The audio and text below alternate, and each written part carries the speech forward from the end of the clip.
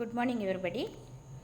ఈరోజు మీకు మొక్కలు నర్సరీలో విత్తనాలు నాటే పద్ధతులు, seed and different methods of sowing, విత్తనాలను ఏ విధంగా నర్సరీలో నాటుతారు, వాటిలోని రకాల గురించి మీకు ఎక్స్ప్లెయిన్ చేయడం జరుగుతుంది. ఫస్ట్ మీకు సీడ్ అంటే ఏమిటి, సీడ్ గురించి చిన్న వివరణ మొట్టమొదట ఇవ్వడం జరుగుతుంది. So what is meant by seed అంటే, సీడ్ అనేది ఒక విత్తనం, ఒక మొక్క మొలకెత్తడానికి కావలసిన ఒక పదార్థాన్ని సీడ్ అని అంటారు. So seed is a fertilised రైపెండ్ ovule, అంటే ఫలదీకరణం చెందిన ఒక ఓవ్యూల్ని సీడ్ అని అంటారు. సీడ్కి ఏమేమి భాగాలు ఉంటాయి? Seed coat, endosperm and embryo. ఎక్కువగా దీనిలో లోపలి భాగంలో seed coat, endosperm and embryo ఉంటుంది. సో ఇక్కడ మీకు రెండు రకాల సీడ్లను ఎక్స్ప్లెయిన్ చేయడం జరుగుతుంది.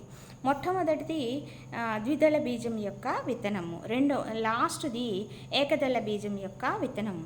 ఒక విత్తనానికి చుట్టూ ఒక విత్తన కవచము, విత్తనం లోపల ఒక అంకురఛిదము, అలాగే దాని లోపల 2 కోట్లీడెన్స్ ఉంటాయి. సో ఇక్కడ ఈ విత్తనానికి సీడ్ కోట్ అని ఉంది చూడండి, అది విత్తనం కవచం. లోపల ఉన్న ఎండోస్పోమ్ అనేది అంకురఛిదం, అది విత్తనం మొలకెత్తడానికి కావాల్సిన ఆహార పదార్థాలను అందించడానికి ఉపయోగపడే మెటీరియల్. సో దీన్ని న్యూట్రిటివ్ టిష్యూ అని అంటారు. ఎండోస్పోమ్ని ఏమంటారు? Nutritive tissue. లోపల అది 2 కాటలిడన్స్ కలిగి ఉంటుంది. మొట్టమొదటి విత్తనం మొలకెత్తగానే 2 భాగాలుగా చీలి ఉంటుంది, దాన్ని కాటలిడన్స్ అని అంటారు. సో ఇది ఒక ద్విదళ బీజం యొక్క విత్తనము. సో ప్రక్క భాగంలో ద్విదళ బీజ విత్తనము అంటే, ద్విదళ బీజం అంటే 2 బీజదళాలు ఉంటాయి కదా. సో 2 బీజదళాలు ఒక బఠానీ గింజ కానీ లేదా చిక్కుడు విత్తనం కానీ తీసుకుని చూస్తే, దాన్ని 2 కింద కట్ చేసి చూస్తే దానిలో విత్తన కవచము మరియు దీనిలో 2 కోటలిడెన్స్, అలాగే దీనిలో అంకురఛిదము కలిగి ఉంటుంది.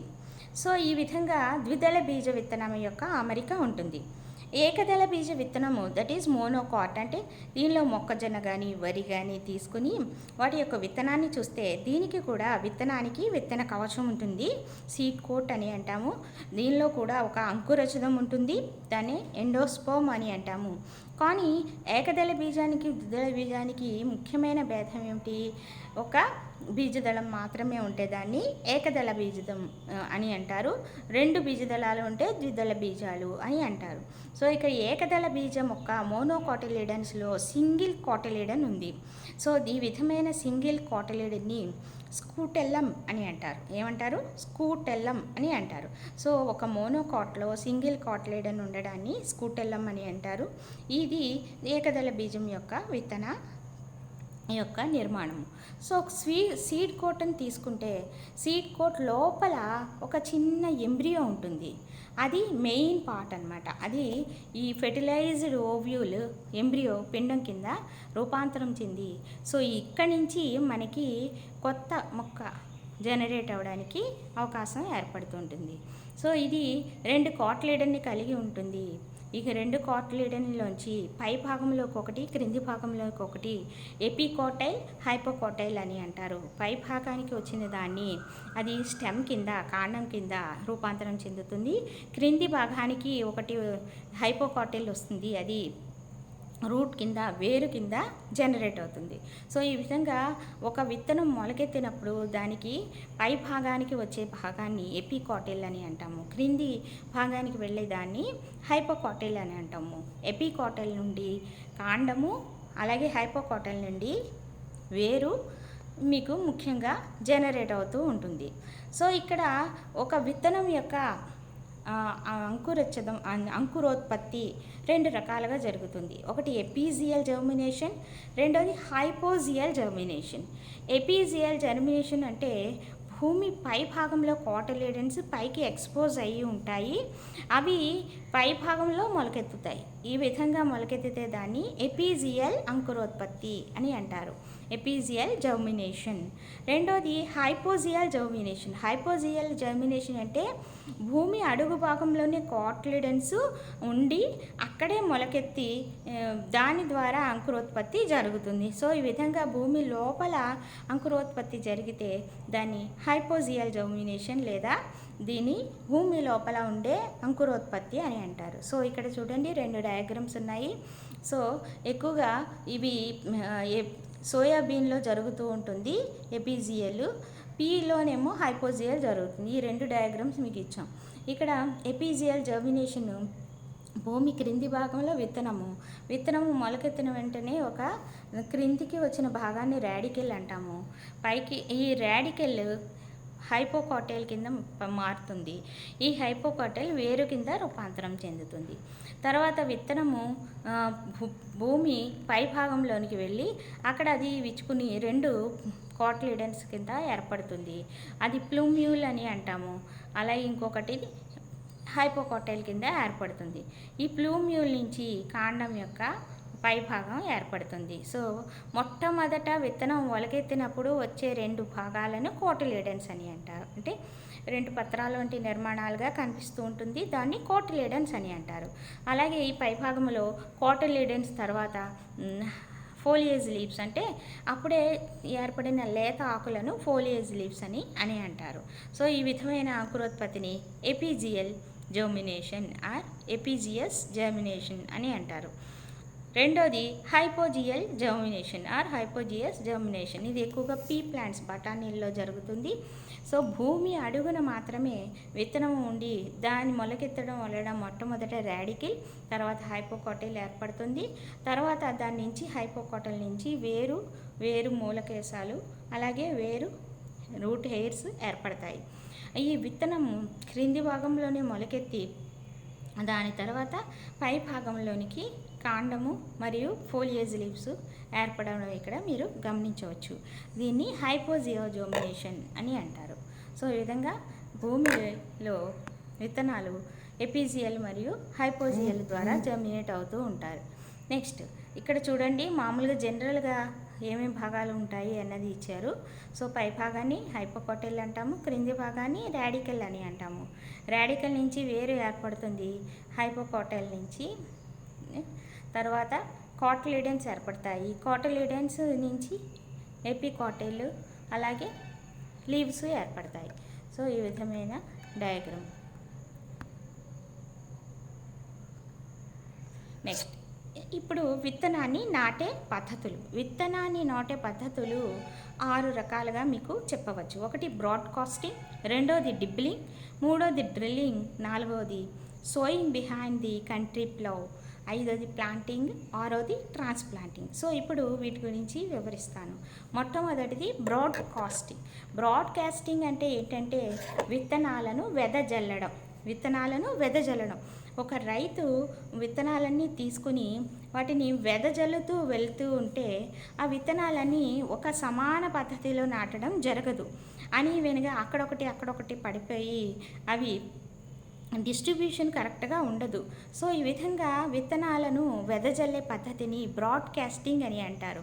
ఈ బ్రాడ్కాస్టింగ్ చేయడం వలన దీనిలో సమాంతరంగా ఏర్పడే మొక్కలు ఉండవు, యూనిఫామిటీ దెబ్బతింటుంది. అక్కడక్కడ కొన్ని విత్తనాలు పడడం వలన అక్కడొక మొక్క మొలకెత్తి అక్కడ అంత స్పేస్ వేస్ట్ అయిపోతుంది అన్నమాట. ఈ విధంగా మొక్క యొక్క విత్తనాలను వెదజల్లే పద్ధతిని బ్రాడ్కాస్టింగ్ అని అంటారు. ఇవి ఎక్కువగా నువ్వులు, అలాగే మెంతులు, అలాగే కొరియాండ్రమ్, ధనియాలు ఇటువంటివి ఈ విధంగా నాటుతూ ఉంటారు. అది ఎక్కువ విత్తనాలు ఒకే చోట పడిపోవడం, సరిగ్గా మొలకెత్తకపోవడం, ఇది కొంచెం దీనిలోని డ్రాబ్యాక్స్, సరిగ్గా ఏర్పడకపోవడం. నెక్స్ట్ రెండవది వచ్చేసి డిబ్లింగ్ అంటే అప్పుడు ఒక చిన్న గుంట రంధ్రం చేసి అందులో ఒక్కొక్క విత్తనాన్ని పెట్టి ఆ విత్తనం పైన ఒక మట్టి చల్లడాన్ని డిబ్లింగ్ అని అంటారు. ఈ డిబ్లింగ్కి అనేక మంది పని వాళ్ళు కావాలి. సో లేబర్ ఎక్కువ ఖర్చు అవుతుంది. అలాగే ఒక్కొక్క విత్తనం నాటి ఒక గుంట చేయడం, దానిలో ఒక విత్తనాన్ని పెట్టడం, దాని మీద మట్టి చల్లడం. So it will be time consuming, ఎక్కువగా టైం దీనిలో వేస్ట్ అవ్వడం జరుగుతూ ఉంటుంది. తర్వాత హైలీ ఎక్స్పెన్సివ్, అంటే ఈ లేబర్ని మనం పెట్టామనుకోండి, వాళ్ళకి రోజు కూలీ ఇవ్వాలి, వాళ్ళకి అమౌంట్ ఖర్చు పెట్టాలి. సో అందుకని ఇది కొంచెం ఎక్స్పెన్సివ్. అందుకని బ్రాడ్కాస్టింగ్ అనేది చాలా చీపెస్ట్ మెథడ్. విత్తనాలని వెదజల్లుతాం అంతే. కానీ ఈ డిబ్బిలింగ్ అనే ప్రాసెస్లో మాత్రము కొంచెం పని ఉంటుంది. పని వాళ్ళకు మనం మనీ ఇవ్వడం జరుగుతుంది. సో అందుకని మనీ ఖర్చు కూడా అవుతూ ఉంటుంది.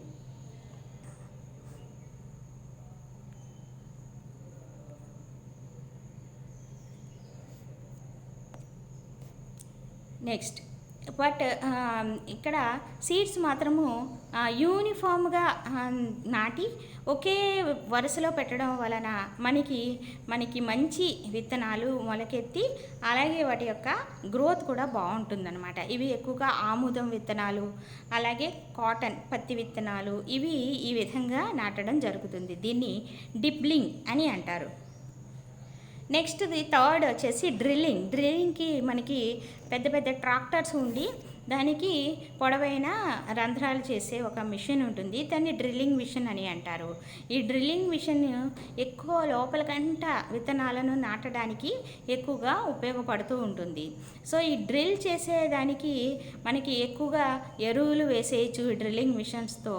అలాగే దీనికి కావాల్సిన మందులు అంటే పెస్టిసైడ్స్ని వాటిని కూడా చల్లడానికి సీడ్స్తో పాటు వీలుగా ఉంటుంది. సో ఈ మిషన్కి ఎలా ఉంటుందంటే ఫస్ట్ మిషన్ వచ్చేసి ఒక గుంట చేస్తుంది, రెండో మిషన్ వచ్చేసేసి దానిలో విత్తనం చల్లుతుంది, మూడో మిషన్ వచ్చేసి దాని మీద మట్టి కప్పుతుంది, నాలుగో మిషన్ వచ్చి దానికి పెస్టిసైడ్ వేస్తుంది, ఐదో మిషన్ వచ్చి దానికి ఎరువు వేస్తుంది. సో అలాగా 5 రకాల పొడవైన గొట్టాలు కలిగినటువంటి ఈ డ్రిల్లింగ్ మిషన్ని ఒక్క మనిషి యూజ్ చేస్తే సరిపోతుంది.